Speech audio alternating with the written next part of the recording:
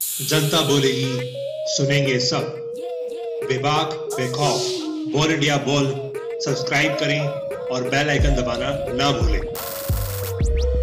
वित्त मंत्री पीयूष गोयल आज मोदी सरकार के वर्तमान कार्यकाल का आखिरी बजट पेश कर रहे हैं। यह एक अंतिम बजट है। अरुण जेटली की तबीयत खराब होने की वजह से पीयूष गोयल बजट पेश कर रहे हैं। गोयल ने कहा कि 4.5 सालों में बीजेपी ने भ्रष्टाचार मुक्त सरकार चलाई है। उन्होंने कहा कि मोदी सरकार ने कमर तोड़ महंगाई की कमर तोड़ी है।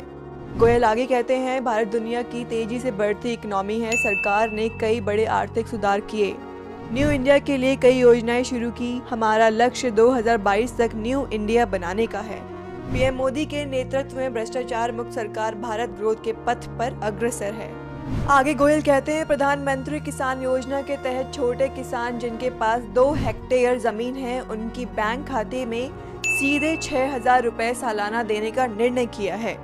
स्वास्थ्य के क्षेत्र में अभूतपूर्व विकास देखा है। हमने दुनिया की सबसे बड़ी स्वास्थ्य संबंधित योजना आयुष्मान भारत लॉन्च की है। इसके तहत 50 करोड़ लोगों के इलाज की व्यवस्था भी की।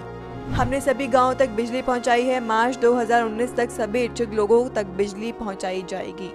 प्रधानमंत्री आवास योजना के तहत 1.53 करोड़ घर बनाए गए, जिसमें 19,000 करोड़ प्रधानमंत्री ग्राम सड़क योजना के लिए आवंटित भी किया गया।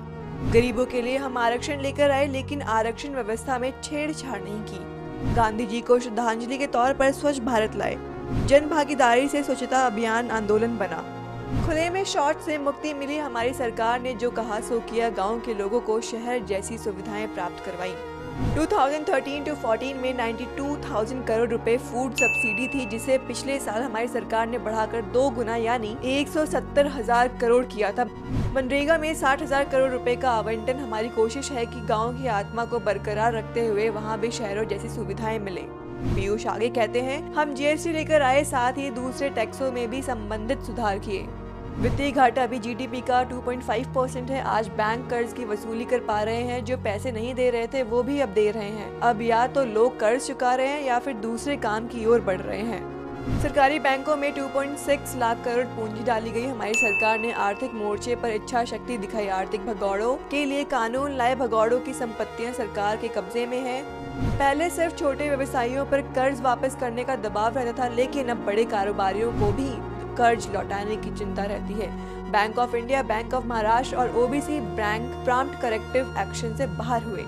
उम्मीद है सुधार कर दूसरे बैंक भी इससे बाहर आ जाएंगे। इसी बीच अखिलेश यादव ने ट्वीट करते हुए कहा कि बजट में सच के अलावा सब कुछ होगा। देश और दुनिया से जुड़ी बाकी खबरें जानने के लिए देखते रहिए बोल इंडिया बोल।